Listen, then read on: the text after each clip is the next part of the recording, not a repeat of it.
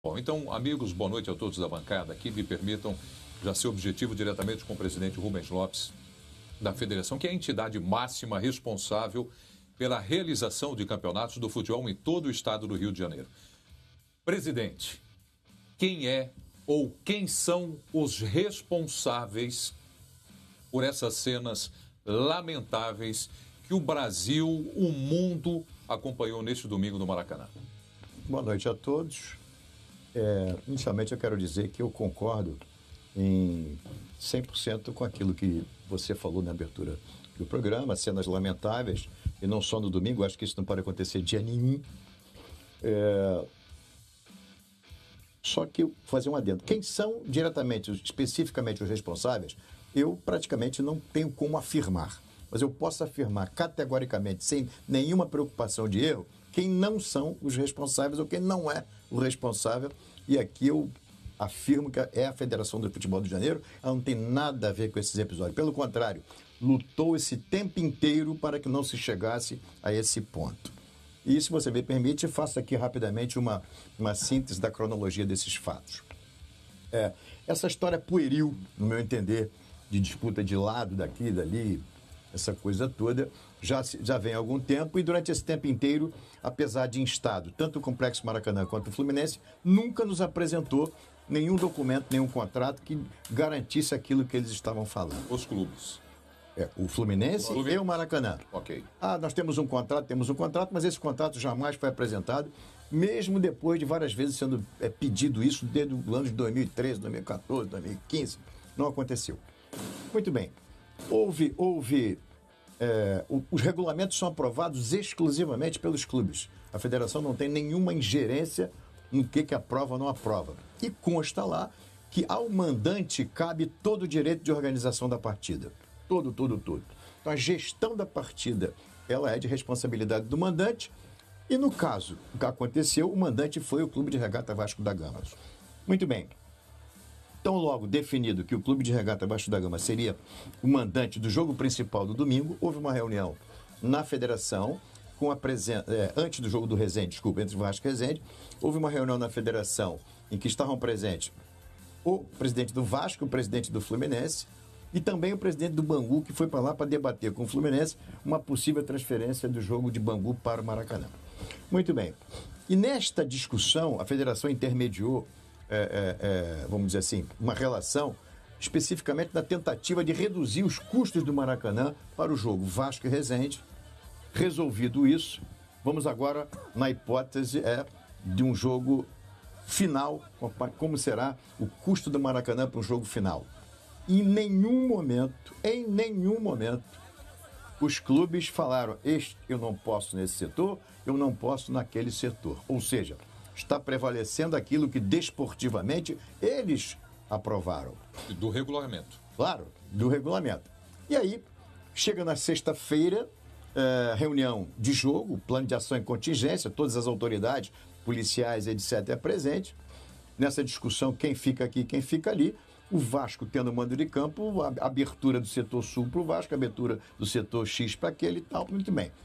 E todos assinaram, constando uma colocação do representante do Fluminense, dizendo que não concordava, Marcelo Penha não concorda com essa história do Sul ficar para o mandante. O mandante. Muito bem. Mas, há um contrato, você discute depois com o Maracanã. Conosco existe um problema esportivo que você estabeleceu como que seriam as coisas. Bom, encerrada a reunião de jogo, acontece, aí o presidente do Fluminense, como se diz, dá essa coletiva e judicializa a questão, alegando o descumprimento de contrato, etc. Consegue uma liminar proibindo a venda do setor sul para o Clube de Regatas Vasco da Gama. Os advogados do Fluminense comparecem ao Vasco para dar ciência dessa notificação.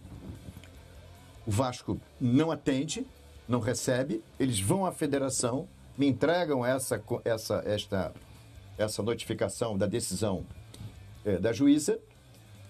Eu encaminho, despacho ao Maracanã e ao Vasco da Gama para que eles tomem as providências do cumprimento desta decisão e que me apresente qual a solução que possa ser feita, o que é que eles vão fazer em função disso.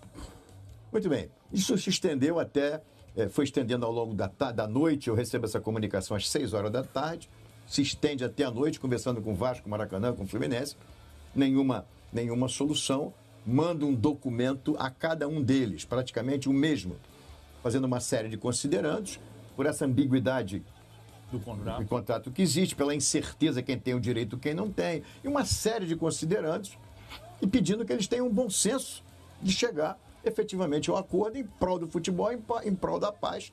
E tudo isso que eu estou falando para vocês tem aqui, eu vou deixar após o programa para que você sirva de vamos dizer assim, documento, precisa aferirem exatamente aquilo que eu estou falando.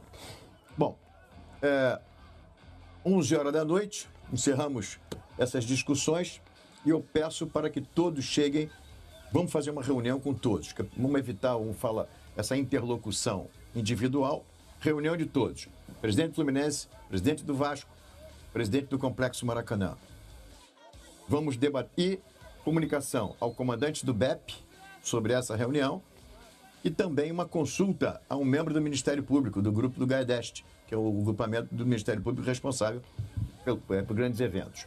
Essa reunião aconteceu quando? Essa reunião aconteceu no sábado pela manhã. Bom. Ela começou no sábado pela manhã e foi até a metade, à tarde, praticamente. 11 horas. Hã? 11 horas começou, mais aproximadamente. E foi até 3 e alguma coisa, da tarde. De ontem, na véspera da decisão. Na véspera da decisão, depois de ter tentado várias coisas. Com o torcedor comprando ingresso e muito tudo bem. mais. Na sexta-feira, quando eu recebo a pergunta o que é que já foi vendido. Informação, cerca de 10 mil ingressos para o setor sul. Ora, 10 mil ingressos vendidos para o setor sul, problema estabelecido. E agora, o que é que se faz? Para o torcedor do Vasco da Gama. Para o torcedor do Vasco da Gama.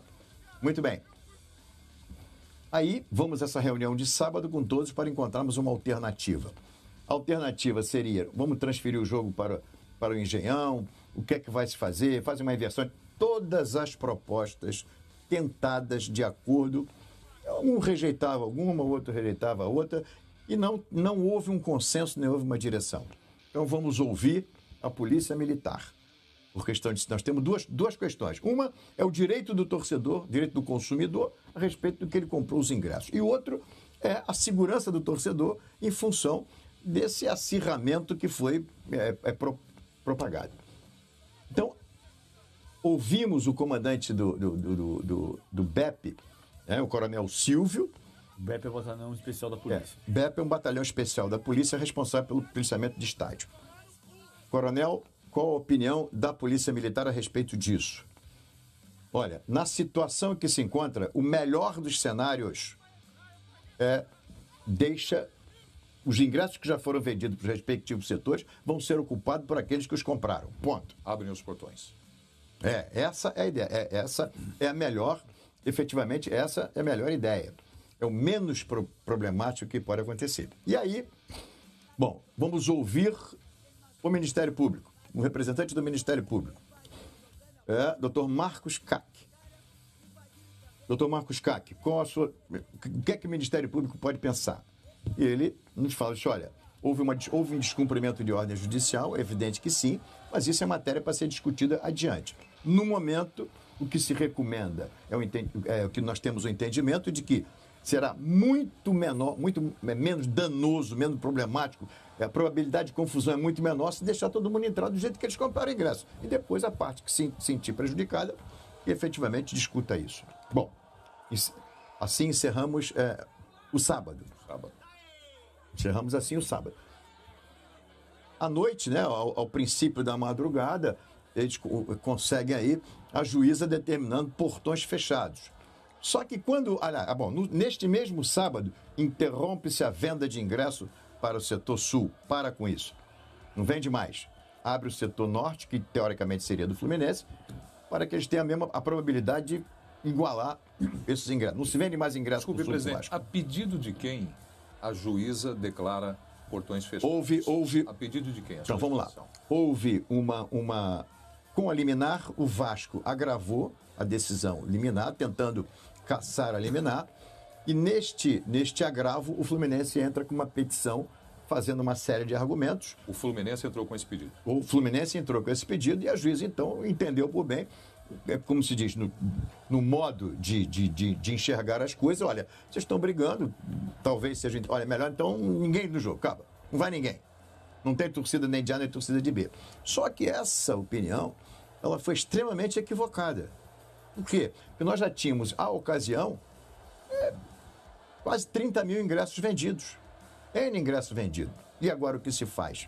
Amanhecemos o domingo assim, aí convocamos uma reunião com toda a cúpula, vamos dizer assim, do governo, formada, primeiro, pelo comandante do batalhão da Polícia Militar, responsável pelos estádios, com o secretário especial de Polícia Militar, que era o antigo comandante-geral da Polícia Militar, secretário de Esporte, o Felipe Bornier, com um procurador do Estado, com o secretário especial do governador e com o próprio governador ao telefone participando desta reunião. Conversa, discute. Olha, vamos ouvir quem entende de segurança. Polícia Militar, o que é que você acha dentro do cenário? Ela não fala, ela escreve.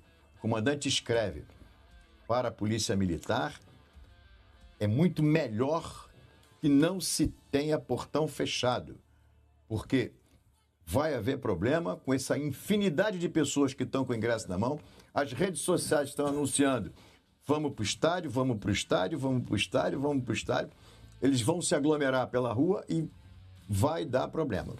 Muito bem, todos conscientes disso, todos, essa cúpula do Estado todo de acordo, vamos então pedir para abrir os portões. Ora, existe uma multa determinada pela Justiça para quem descumprisse. O Vasco assume o risco 500 mil reais de pagar a multa. O Vasco assume o risco de pagar a multa. Chama o Vasco. O Vasco vai assumir o risco de pagar a multa e a polícia tinha ordem, a Polícia Militar tinha ordem da juíza para não permitir que os portões fossem abertos. Também. Muito bem. E agora? Aí houve uma orientação também superior à Polícia Militar, dizendo, pode, se este é o entendimento, é o melhor, podem abrir os portões. Pronto. Ou seja, pode abrir os portões. De posse disso, documento assinado por todo mundo, pode abrir os portões? Pode. Será de portão aberto? Será. Pode anunciar, e aí eles anunciam o Vasco. Torcedores, podem ir ao estádio que o jogo será de portões abertos. Às 3 da tarde estariam abertos os portões. Isso era antes de 2 horas. 2 da tarde, falou que às 3 horas abririam o portão. Que às 3 horas os portões estariam abertos. Para o jogo marcado. Para o jogo marcado. Então, com autorização da polícia, com recomendação, com tudo isso que nós estamos falando. Em lá chegando, o próprio coronel Silvio participa que o juizado do GCRIM, o juiz de plantão, disse que não autorizava de nenhuma forma a abertura dos portões. Não abre, não abre. Então estabelece aqui um diz que sim, o outro diz que não, um diz que sim, o outro diz que não. O tempo vai passando. O secretário de esporte, o comandante da polícia, o procurador, todos do estado vão para o estádio conversar com o juizado de plantão. Não houve efetivamente êxito nessa conversa e ele mantém a decisão de não permitir a abertura dos portões, mesmo com a recomendação da segurança do comando da Polícia Militar, entendendo que seria muito melhor abrir os portões do que deixar todo mundo aglomerado. Resultado disso foi aquilo que nós vimos. Houve depois uma tentativa de invasão, houve briga, aí entra a Polícia Militar obrigatoriamente em choque com os mais exaltados, e aí a coisa perde-se efetivamente o controle. Até que num determinado momento, por ordem superior, alguém deve ter dito, abre de qualquer jeito. E aí então a polícia manda abrir os portões, foi quando se acabou com o problema nas ruas, o público entrou no estádio. 34 primeiro tempo. Ficou lá no estádio ordeiramente, não teve problema nenhum, dentro do estádio, nem depois que saiu. Então esta é a coisa real e esses são os fatos. Lamentavelmente, houve aí um equívoco na interpretação do que seja melhor, do que seja pior. Tentamos, de todas as formas, o entendimento e que não foi possível. Chamamos as autoridades para que corroborasse qual a melhor solução, qual o melhor caminho a seguir. E Pensar em adiar o jogo, presidente? Impossível. Seria a melhor medida, na opinião? O senhor está falando de Não. fatos. Com relação à opinião. Não. A opinião do senhor, seria a melhor medida adiar o jogo? Até que pudesse resolver, talvez teríamos um interregno para que se pudesse judicialmente apresentar um convencimento ou algum argumento que levasse a isso. Só que nós não temos data, o campeonato encerrava aqui. Qualquer adiamento, o campeonato seria encerrado agora, porque não se tem data. Infelizmente, no nosso calendário, cada vez que tem uma data vaga, eles botam alguma coisa e não basta simplesmente você tirar um jogo daqui para ali sem que você mexa no tabuleiro todo. E aí envolve Conmebol, Copa do Brasil e vai por aí afora, Sul-Americana. E aí, que foi o transtorno todo que nós tivemos quando do adiamento das semifinais em função daquela tragédia que aconteceu. Então, isso não nos foi possível. E aí recorremos vamos dizer assim, à orientação e ao entendimento tanto do Estado quanto da autoridade policial, que é quem entende de segurança. Então, esse é o fato.